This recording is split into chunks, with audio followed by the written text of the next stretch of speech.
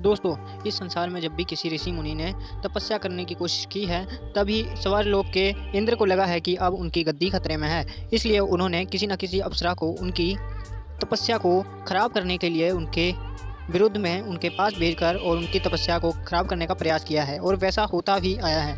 तो इसी के साथ में आज मैं आपके समक्ष एक कहानी लेकर आया हूँ।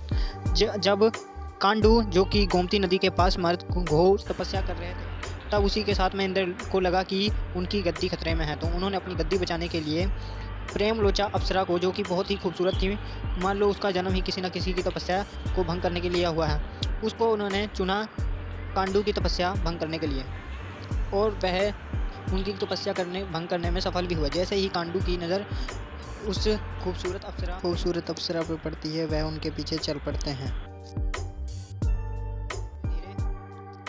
कई साल बीतने लगे और वह इंद्र भी वहाँ पर सोचने लगे कि अब वह अभी तक वह आई नहीं। धीरे धीरे दिन बीतते गए, महीने बीतते गए और कई वर्ष भी बीतते गए।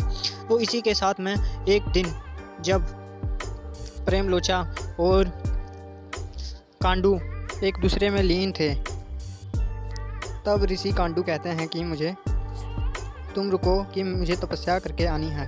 तब वह प्रेम लोचा कहते हैं कि आपको इतने वर्ष हो गए, तब तो तपस्या की याद नहीं आई और अब आपको तपस्या की याद आ रही है। तब कांडू कहते हैं कि अभी आप सुबह तो आई हो और अभी तक क्या हुआ है। तो प्रेम लोचा कहती हैं कि तुम्हें 907 साल तक कोई भी एहसास नहीं हुआ तपस्या का। वह सारी की सारी चाल बता देती हैं इंद्र की कि किस तरह उन्होंने तुम्हारी तपस्या भंग करने के लिए मुझे इस धरती पर भेजा था। इसी के साथ में ऋषि अपनी तपस्या को याद करके बहुत ही उदास होते हैं और वह सोच में पड़ जाते हैं कि उन्होंने ये क्या किया, अपनी आड़ में अपनी भूख के बारे में इन्होंने ये क्या किया।